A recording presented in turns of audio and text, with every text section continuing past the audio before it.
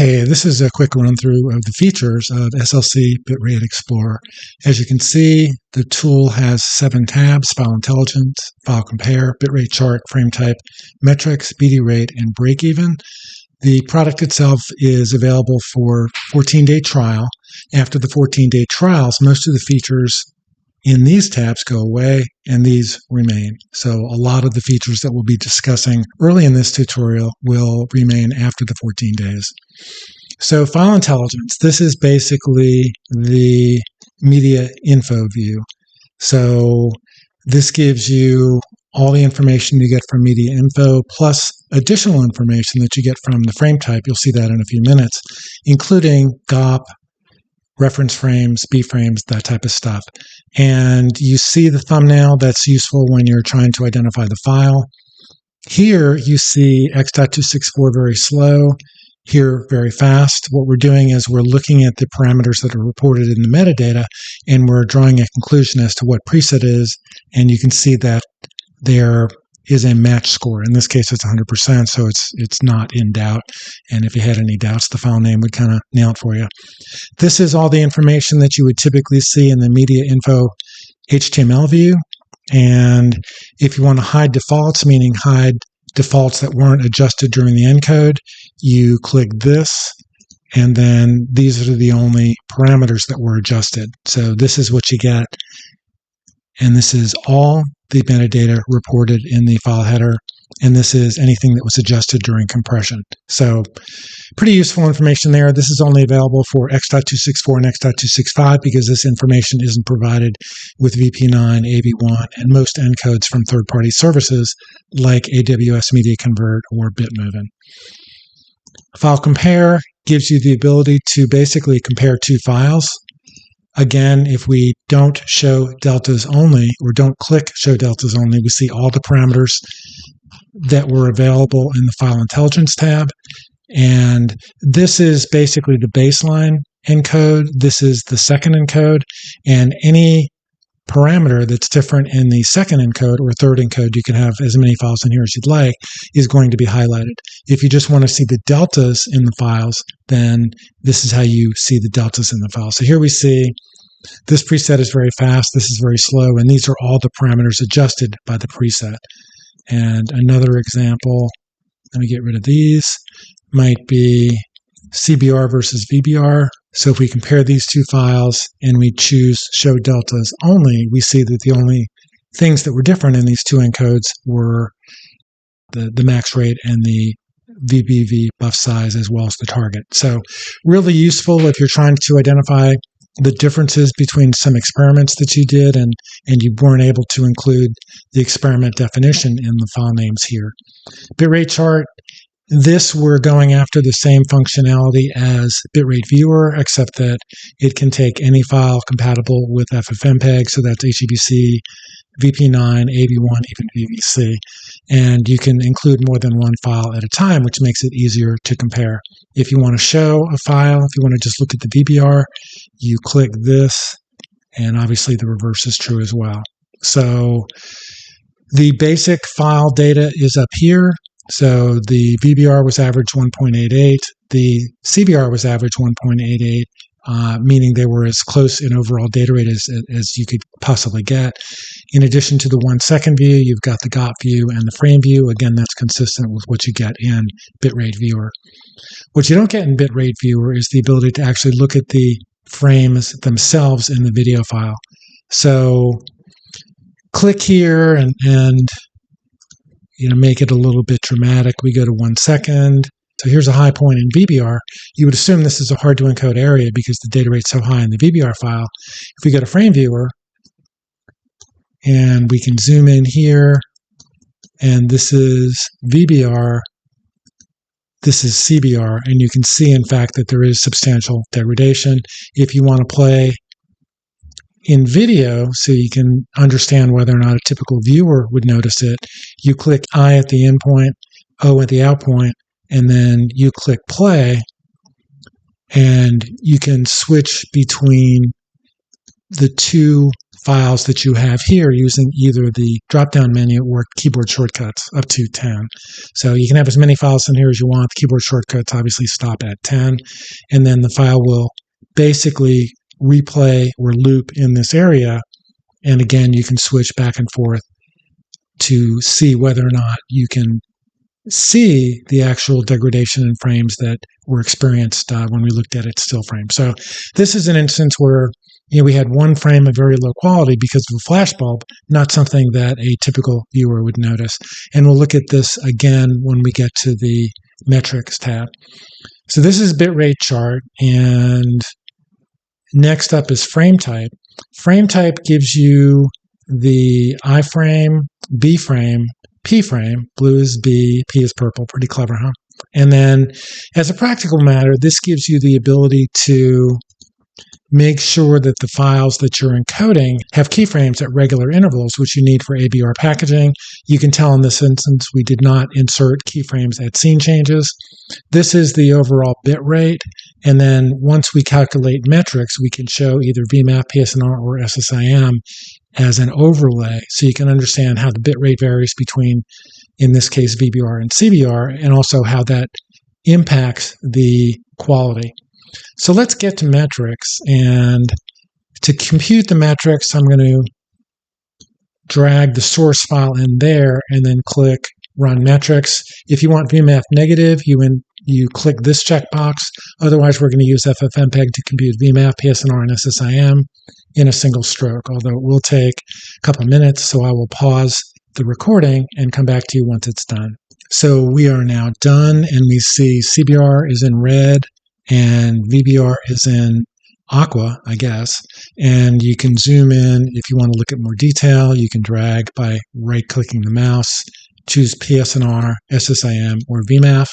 And in particular, if we go back to the original view, we see a couple of regions where the CBR frame or the CBR video shows substantial quality deficits. So naturally, you want to do what we did a few minutes ago. You want to explore here, click Frame Viewer, and this is the same frame or a frame like the frame that we saw where there is a flash. So, and here in this case, this is the mini graph. You can navigate in this view. This view could include frame type. It can include metrics. It can include bitrate. I find it most useful for metrics. And VMAF, SSIM, I think that gives you the best view of the low frames here. And so again, this is the source file. And if we look at the VBR file and zoom in, file quality is still pretty good. If we go to the CBR file, we see substantial degradation. Again, the degradation is one frame only, so it's unlikely that a viewer would actually notice this. So going back to the frame type, what we see, these are the views that I talked about a few minutes ago, where the VMAF is the green, the bit rate is the orange, and you can see how it varies between these two particular files. So in this case, we're seeing that the VMAF score for the CBR file is 78.7. The VMAF score for the VBR file is 78.6.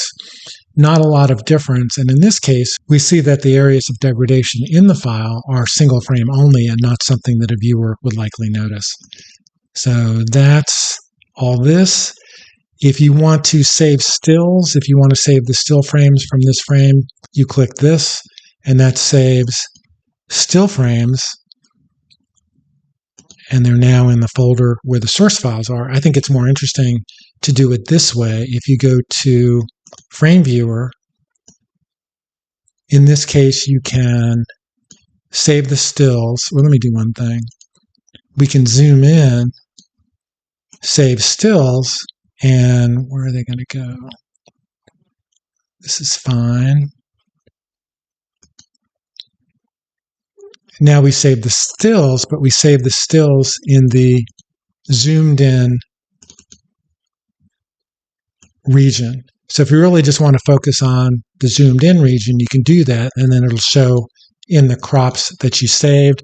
You can also save a movie. This is kind of a fun feature where What we're doing now is creating a very short movie using a lossless codec.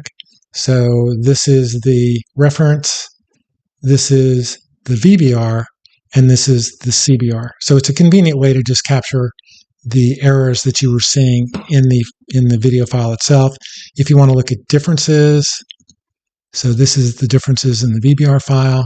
This is the difference in CBR. We see they're much more intense. And if we want to look at a little bit of a more muted comparison, this is CBR, this is VBR. Obviously, there's a ton more error in the CBR file.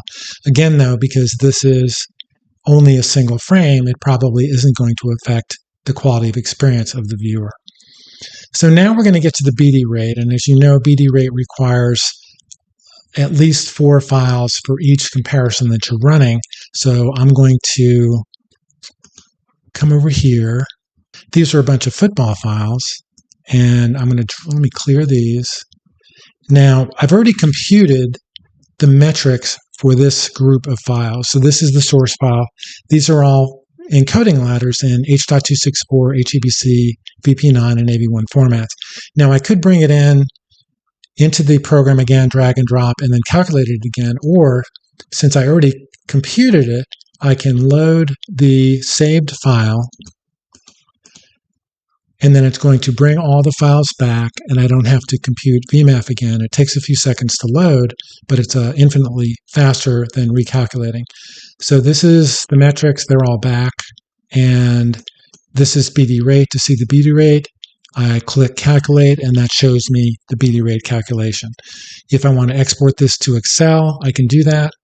And what this will give me is an Excel file. No surprise there. That's got the calculations in separate tabs for VMAF, PSNR, SSIM. So if you want to import this data into Excel, you can do that and run your own calculations. Makes it really simple to do that. I've done that, and the results are within, half a percentage point of the Excel plugin. And you can also export an MD file. The MD file is a Markdown file. I find that's easier for human viewing, and this gives you all of the data in an easy-to-read format that you'd include in a report or just send to somebody for viewing. You don't have to go into the Excel file or try and capture a screen of the Bitrate Explorer to do that. And then again, you can see all these in VMAF, PSNR, or SSIM. Before we go over to Breakeven, I want to bring a couple of numbers to your attention. So we're in the VMAF analysis mode, and AV1 as compared to H.264 can deliver the same quality at about a 59% lower bit rate. And you see the equivalent numbers for HEVC at 31% and VP9 at 35%. So if we go to Breakeven, we're trying to understand the economic impacts of the different codecs that we're considering. So this is the baseline group. This is H.264. And we're assuming a 2-cent cost per gigabyte. Obviously, you can configure this to your actual cost. And we're assuming you're encoding in-house, and your cost per hour for H.264 is around $5. And your cost for AV1 is 2.5 times that, 1.5 times that for HEVC, and 1.25 times that for VP9. And these numbers are just for illustrative purposes. They will vary by different encoders, different presets, things like that. And what we're seeing is that these are the numbers, the actual bitrate savings. Because we're doing this based on the BD rate calculation, we're using the actual percentages from the BD rate calculations, which we saw a moment ago were 59, 31, and 35. And we're saying that using the BD rate calculation, which is an average for the entire common area between the two codecs, the average bit rate for AV1 is going to be 1.376. In order to get to the same quality as AV1, it will be 1.548 for HEVC and 1.522 for VP9. So in this particular case, we're saying that the encoding cost is going to be an extra $7.50 per hour. Here it's $2.50 per hour, and here it's $1.25 per hour. And we're calculating how many hours of video you have to watch in order to make up for this encoding cost at 2% per gigabyte distribution cost. And because AV1 costs the most to encode, it's the most number of hours. So it's about 1,000 hours. For HEVC, it's 570 hours, and for VP9, it's 260 hours. So if you're looking at 1,000,000 hours of distribution, which is something you might see for Netflix or for YouTube, then you can look at the average savings over that period. And if your videos are watched more modest amounts, say 50,000 hours, you can see the net savings for AV1, for HEVC, and for VP9. Now, this is for the BD rate distribution. Now, what happens if you're distributing to, say, an IPTV audience? So you've got, say, 92% of your viewers are watching the top rung and 8% are watching the second rung. That changes the equation significantly. So we still have the same cost structure here, but because we're distributing a higher quality bit rate, the savings are going to be greater. We see a lower break-even point for all three codecs.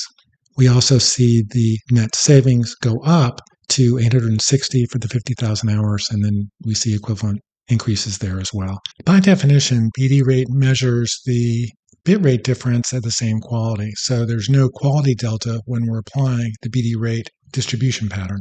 We've actually got 4 different encoding ladders here, and we can actually measure the quality increase or the quality decrease produced by the different codec. And in this case, we're seeing that AV1 is going to increase VMAF by 0.27 points, and it's going to be 0.25 and 0.19 for HEVC and VP9. Now, why are they so close? Why isn't there a significant increase in VMAF scores? Because we created all these encoding ladders targeting VMAF 93. If you're distributing these two top files, in all cases, you're just not going to see a huge quality improvement. But what happens if we distribute to a mobile audience? Here, we see the bit rate goes down, which means the time to break even goes up, but the VMAF score goes up significantly because you're delivering better quality. So in this case, we see the VMAF scores for AV1 are way up here as compared to H.264 down here and VP9 and HEVC down here. So this gives you the complete quality and economic view. You see that with AV1, it's going to cost you a little bit more to encode. It's going to take a little bit more to break even.